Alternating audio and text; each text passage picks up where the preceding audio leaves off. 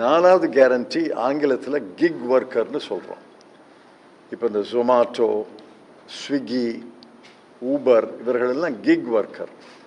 இவர்களுக்கு எந்த சட்டமும் கிடையாது, எந்த சட்ட பாதுகாப்பும் கிடையாது, எந்த சமுதாய பாதுகாப்பு சோஷியல் செக்யூரிட்டியும் கிடையாது.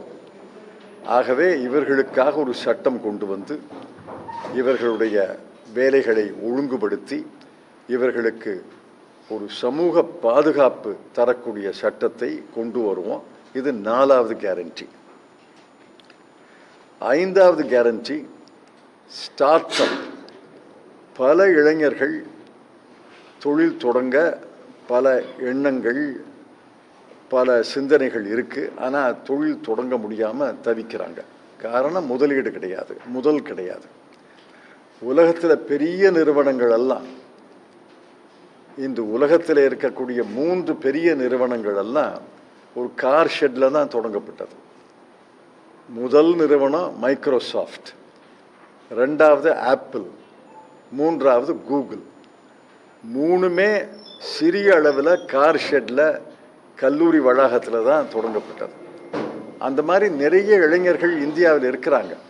அவர்களை ஊக்குவிக்கணும்னா அவர்களுக்கு முதலீடு உதவி செய்ய வேண்டும், கேபிட்டல் சப்போர்ட் செய்யணும். அதற்கு 10,000 கோடி ரூபாய் இந்த புதிய தொழில்கள் தொடங்குவதற்காக அரசனுடைய நிதியில் இருக்கு.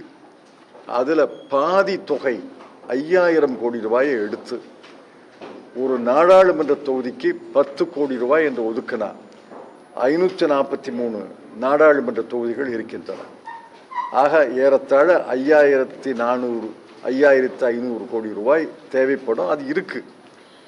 அதை ஒரு நாடாளுமன்ற தொகுதிக்கு 10 கோடி என்று பிரித்து தந்து அந்த நாடாளுமன்ற தொகுதிக்கு உட்பட்ட இளைஞர்கள் தொழில் தொடங்க முன் வந்தால் அவர்களுக்கு இந்த 10 கோடியிலிருந்து முதலீடுக்காக உதவி செய்யப்படும். அப்படி செய்யும் பொழுது ரிசர்வ் தொகுதியில் தலித் மாணவர்கள் இருப்பார்கள், இளைஞர்கள் இருப்பாங்க. பின்தங்கிய தொகுதிகளில் பின்தங்கிய இளைஞர்கள் இருப்பாங்க. பல தொகுதிகளில் சிறுபான்மை சமுதாயத்து இளைஞர்கள் இருப்பாங்க. பல தொகுதிகளில் மலைவாழ் மக்கள் இருப்பாங்க. அவங்களுக்கும் முதலீடு கிடைக்கும். இன்னைக்கு வங்கிகள் மூலமாக யாருக்கு முதலீடு உதவி கிடைக்கிறது? மேட்டுக்குடி மக்களுக்கு தான் கிடைக்கிறது. ஏற்கனவே கிடைத்த வர்க்கத்துக்கு தான் கிடைக்கிறதே ஒழிய தலித் மாணவர்கள், சிறுபான்மை மாணவர்கள், மலைவாழ் மக்களுக்கெல்லாம் கிடைக்கிறது கிடையாது. ஆகவே தான் ஒரு நாடாளுமன்ற தொகுதிக்கு 10 கோடி என்று ஒதுக்கினா 5,500 கோடி ரூபாயில் இதை செய்ய முடியும். இது 5வது கேரண்டி. ஆக இந்த 5 கேரண்டிகளையும் காங்கிரஸ் கட்சி முன்வைக்கிறது. இந்த நாட்டு இளைஞர்களை பார்த்து நாங்கள் அன்போடு கேட்டுக்கொள்வதெல்லாம், உங்களுக்கு வேலையின்மை தான் மிகப்பெரிய பிரச்சனை. வேலை இல்லை, வேலை இல்லை என்பது தான் எல்லா இடத்துலையும் கேட்குற குரல். யாராவது 2 பேரில் வந்தாங்கன்னா ஒருத்தர் என் பிள்ளைக்கு வேலை வாங்கித்தாங்க, என் பொண்ணுக்கு வேலை வாங்கித்தாங்க.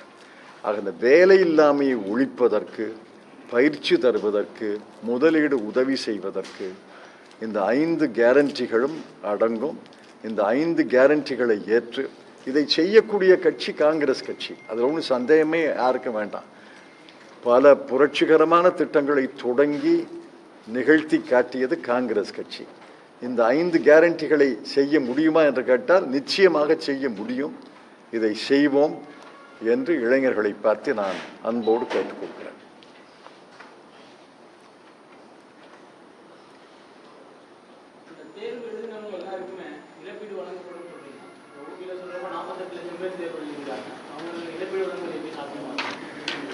அதெல்லாம் டீட்டெயில், அதெல்லாம் யோசிக்கணும்.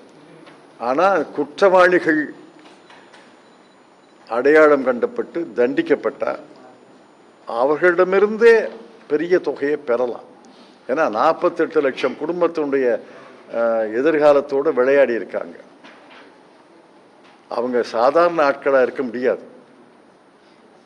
மிகப்பெரிய பின்னணி அவர்களுக்கு இருக்கும். மிகப்பெரிய பின்னணி இல்லாமல் இந்த மாதிரி பிப்ரவரி 12ஆம் தேதி ஒரு சட்டம் நாடாளுமன்றத்தில் நிறைவேற்றப்படுகிறது. அதை அடுத்து 2 நிகழ்வுகள் உத்தரப்பிரதேசத்தில் மட்டுமே நடந்திருக்க. இழப்பீடு வழங்கப்படும்னு சொல்லியிருக்கோம்.